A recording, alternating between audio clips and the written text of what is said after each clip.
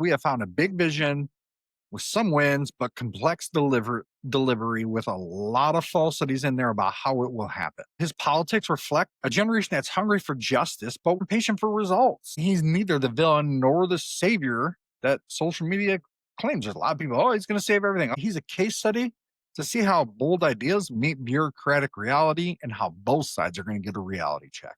They say he's the future of New York, a voice for a new generation, bold, young, unafraid. But others whisper he's reckless, radical, and even dangerous. So, what's the truth? We're going to dig into both sides of it. Tonight, we separate the facts from fiction. I'm Joe. This is a middle ground mic where no sides get a free pass unless the facts back it up. Before we dive in, take 2 quick seconds, subscribe on YouTube, follow us on Spotify, subscribe to our newsletter at the middlegroundmic.com/newsletter. Last month we had over 300,000 audience tune in. Are you going to help us at 500,000? All right. So who is this guy, right? He was born in Uganda. He immigrated to Queens at 7 years old. He was raised there. He went to the Bronx High School of Science. He graduated from Bodwin College. Zohran Mamdani embodies the New York immigrant story. But he's the community activist turned politician and self-described democratic socialist whose message seems to resonate with the younger people. And everybody's going, well, the younger people resonate with it because the current system has left them behind and it doesn't support them. But he is an ideologue, right? He has expensive ideas, and how he says he's going to pay for them doesn't always seem to make sense. So let's dig into it, right? He became a naturalized citizen in 2018. He meets all legal requirements to serve in public office. He's currently the assembly member for District 36 in Queens, giving him state-level legislative experience. But there's also a lot of critics that have said, and this is a fact, that he's missed 80%, up to 80%, I should say, of votes. So he's not always present when he should be. But that's true of a lot of people that are in government, but we're talking about him today. Well, here is some fiction. The rumor that he's ineligible to run for mayor because he wasn't born in the U.S. is false. The talking point stems from a nativist rhetoric rather than legal reality. Let's use facts to go after someone if we disagree with them. Don't use rhetoric, people. Let's move from his origin story to one of his boldest promises: public transit for everyone. He's championed this stuff since 2023. He's co-sponsored legislation right now, and this is fact, $45 million to expand that pilot program, but he's going to require data tracking. Ridership did jump on most of the routes, providing cost matters. Duh. But the problem with that is, however, the MTA did note slower speeds, longer dwell times, showing fare free doesn't fix the efficiency issues alone. So there is negative to it. And if you give it free for everybody everywhere, it's only going to get worse. Here is some fiction, though. The line, he'll make transit free overnight, from his camp, it mistakes reality. The MTA is a state-run authority. The mayor can't unilaterally zero fares. His proposal covered buses only, not subways. Campaigners promising instant system-wide free transit ignore the legal and financial constraints that he will face. From buses to the air we breathe. Let's take a little bit of a look at the environment issue. He led community opposition to NRG Astoria gas plant, dubbed Asthma Alley. He did sponsor the Clean Futures Act in New York, banning gas-fired plants statewide. This is consistent with the reputation he's built as an environmental champion, in his words. Saying he supported building new gas plants to a degree is false. He seemed to be open to the idea at one point, to be fair. The public records show the opposite overall, though. Opponents they reframe his push for grid reliability as pro-gas, but no evidence clearly supports it. Critics' caricatures of anti-energy extremism distort his actual platform, but it can be seen as extremist because of how he presents it. Because he doesn't just present, this is how we're going to fix it, this is how we're going to make it sustainable. All he says is the favorite word of a lot of people: tax, tax, tax, tax, tax. But climate isn't his only moonshot. Housing is the other giant pillar that is going to be a mountain to climb. So, fact, the housing scale ambition. His plan for housing by and for New York calls for 200,000 affordable units in 10 years. It doubles capital for the NYCHA repairs and uses union labor. That's New York's housing authority. He's advocating for city led development, not just private partnerships. It's one of the most ambitious housing targets in modern city politics across the nation. But people are saying he can deliver 200,000 units from day one. A lot of his supporters, well, you ignore the legal limits. There's going to be a lot of challenges. There's going to be a lot of roadblocks that he's going to have to figure it out. You got to remember, he can't just do it. He's got to get the city council, depending on certain things, the state. It's not that easy. So stop lying to people. Funding, zoning, and permitting rely on state cooperation. No published pipeline outlines full site control or financing. Again, he's not saying how he's going to pay for it. The only thing he says is tax, but not how he's going to pay for it. This vision is bold, but timeline optimistic, and it's not real. Let's move on to, the ideology shapes those divisions, and his label has sparked equal parts of hope and fear, some justified for both. Movement identity and political branding. Here's a fact. He identifies as Democrat Socialist, backed by the DSA, Democratic Socialist America. The branding separates him from centrist Democrats. It's energizing a younger and anti-establishment and activist voters seeking systemic reform. It also aligns him with the National Progressive Movement. Fiction. Him being a Democratic Socialist with communist is inaccurate. He operates within the democratic institution and market systems. Scare level tactics oversimplify nuanced policy positions. Reducing ideology to fear slogans clouds genuine debate. But some of his tendencies are communist, to be fair. Ideology meets controversy again, and one of his riskier issues, sex work policy. Mamdani supports decriminalizing adult sex work under harm reduction principles. He argues it would reduce the stigma and exploitation. He maintains anti-trafficking enforcement must remain strong. It reflects a civil liberties and public health approach, which is dangerous.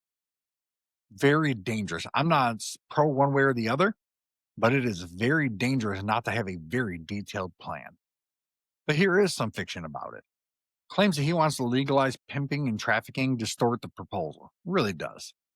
Decriminalizing differs from legalization. Coercion stays criminal, but the bill clearly separates consensual work from exploitation. Opponents conflate the two to stoke outrage, supposedly. But there is to go back to the fact part real quick, it's a dangerous thing. We're not other countries. This could create a lot of problems in certain areas. But let's transition right from personal freedoms to personal housing. The controversy has followed him home. Rent stabilized apartments, Zohran's law. He lives in rent-stabilized unit in Astoria. Former Governor Cuomo floated Zohran's law to means test future stabilized tenants. Reports have confirmed it wouldn't apply retroactively. The debate raised ethical optics more than legal questions. Yes, because there is a right to profit. You have a right to make money. You do need rent stabilized areas and everything, but you can't just make it a law to the degree that they're trying. Millionaires will flee from New York, and then who's going to pay for everything? You can only take so much money. But here is some fiction, right? No body has found his tendency unlawful. The claims of illegally occupying a unit, I have not seen consistent evidence. They got to stop trying to turn the optics into hypocrisy because it's blurring some of the facts. It's fair to debate the ethics, right? But not to fabricate illegality. Well, let's kind of talk about how does the media frame his rise. Major outlets, the New Yorker, the Guardian, have profiled his progressive ascent. Coverage highlights his identity and housing transit reforms. National attention boosted his visibility and fundraising. It positioned him as a generational shift in Democrat politics. But here's the fiction, right? The media is unanimously in his corner is false. Editorial boards remain divided on his feasibility. Skeptical pieces question the execution, not just the talent. Talent doesn't mean winning. There's a lot of people in New York that are very critical of him that seem to want to vote for him, but they're very critical of him. It doesn't make any sense. Let's talk a little bit about Islamophobia. That's what some people are saying. I'm sure there is out there. So, civil right groups have logged Islamophobic threats after his electoral rise. There is a lot of harassment going on. He publicly has condemned hate without exploiting it for sympathy. To me, that kind of depends on how you want to view his words. I think he has a couple times. But there's rumors that he has staged anti Muslim attacks. Those lack any credible sourcing. The investigations found trolling from anonymous outsiders. Let's go down to rent freeze and odor impact. He proposes a multi year rent freeze for stabilized units. The goal is to halt displacement amid inflation. Analysts agree that this does protect tenants in the short term. However, they warn long term maintenance funding must adapt. So think about that. That means at some point they're going to need more taxes than what he's already proposing. They're going to need more money, more money, more money, more money. Keep that in mind. But here's the fiction. The mayor personally sets every rent. That's false. The RGB votes, the mayor appoints but doesn't dictate the rates. Instant freezes without offset risk deferred maintenance. Complex governance makes one man control impossible. Let's talk a little bit about his experience. Fact. Elected in 2020, he served in multiple sessions in Albany. His legislative record is included on housing and climate bills, organizing routes to keep him close to constituents. Reporters call that authenticity, not inexperience. He is a little bit inexperienced, but that's a whole nother debate right there. There is the fiction that he's done nothing legislatively. It's wrong. He sponsored bills and hearings to counter that myth. Does he lack executive experience? Yes, but not competence. I mean, he's competent. I don't agree with his policies, but he's a sound mind individual. The NYCHA public housing strategy. Fact. He advocates doubling capital investment, pushes for public sector builds and union labor. He opposes privatization through RAD pact conversions. Focus, preserve affordability and safety. But again, you have to be able to control the costs.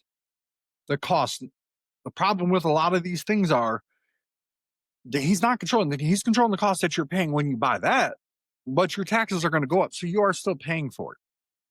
Remember that part. All these politicians on both sides of the aisle, all they're doing is subsidizing one thing or the other, and they're not actually going after the root causes. Fiction. He supports privatizing the NYCHA. It's incorrect. He's trying to resist it, right? The critics conflate the modernization partnerships with sell-offs.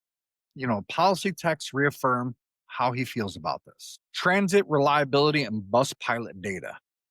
The MTA report did show, when they did that test pilot, increased ridership during that pilot, but there was longer boarding times. There was major slowdowns. These are facts. You would have to upgrade a lot of the buses. There's just not enough. And the way their system is set up right now, according to the analytics from there, I'm not a New Yorker, but according to analytics from there, your buses are going to be really late. It could increase times anywhere from 10 minutes to 30 minutes at a minimum, depending on the situation. It is fiction that free buses fix New York Transit. It oversimplifies it because it doesn't fix it. All cities have, aging infrastructure, congestion, and funding issues persist. Foreign policy and domestic risk. He's outspoken on Gaza and Israel issues. He's drawn a lot of youth support.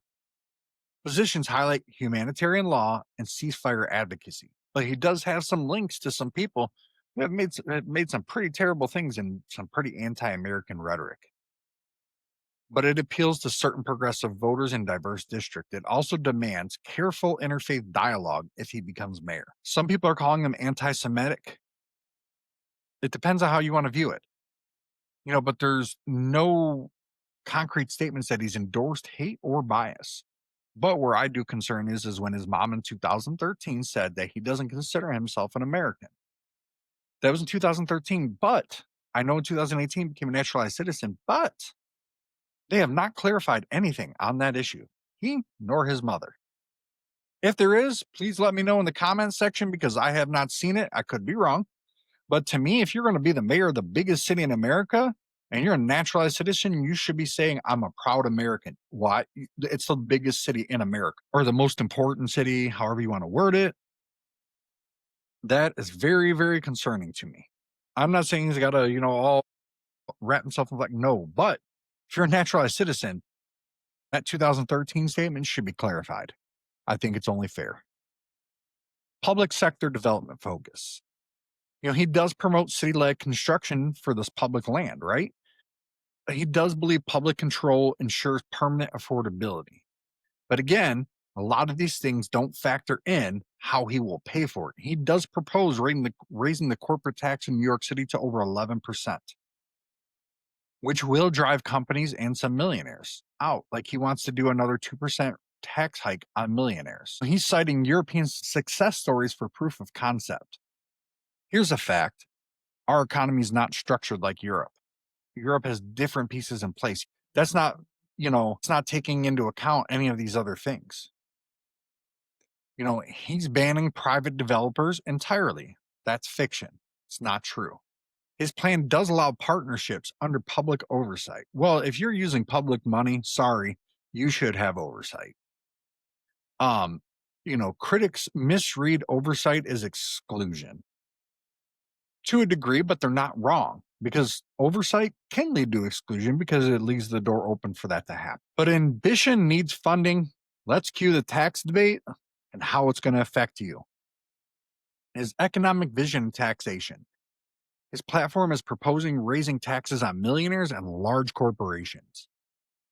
Fact. It is a fact. The approach mirrors prior state surcharges on high earners, but it's taking it to a higher level. Analysts call it progressive, but legally feasible with Albany buy-in. You're not going to get the buy-in.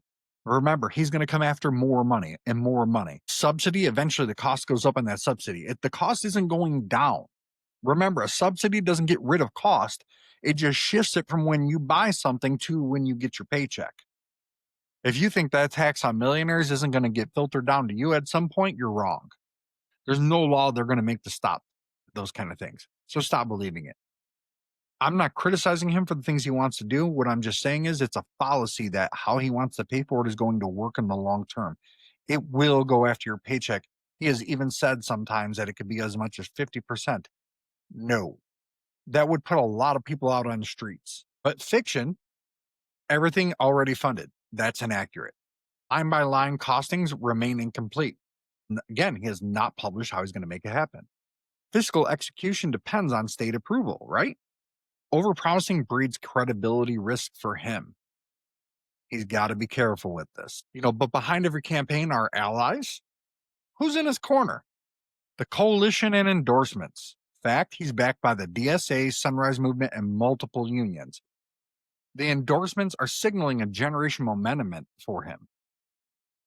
Progressive networks amplify his reach citywide, but that's very common in big cities, right? Saying that he's universally supported, that his campaign is saying, is false. Moderate and outer borough blocks are remaining very skeptical, as well as the Jewish community. The faith and labor sectors are split on his platform. Ignoring weak demographics is going to put him at the border of defeat, despite what the polls say. Remember, the polls said in 2016 that Trump would lose, and he won. Even though he didn't win the popular, he won the electorate. So remember, just because it's a poll doesn't mean it'll happen. There's a lot of people out there in the middle ground, independent, that don't think that way. But with fame comes trolling. Reuters and other outlets document a lot of Islamophobic things. He's just the latest target. They're straining resources. Let's go after him for the facts, people. If you don't like him, go after him for the facts. Don't use scare tactics. But fiction. The hate posts were orchestrated. There's been no concrete proof. If there is some, present it because the public would love to know. There's no evidence that links them to his staff that we know of. There's no fabricated conspiracies that we know of that distract from this. Blaming the victims of hate undermines civic discourse. We have to be better than that. Use facts, not rhetoric. Energy keeps cities running, but what's really the truth about it is, climate plan's feasibility. Backs renewables, storage expansion, and grid modernization. Some of the things he supported is transitions rather than abrupt shutdowns.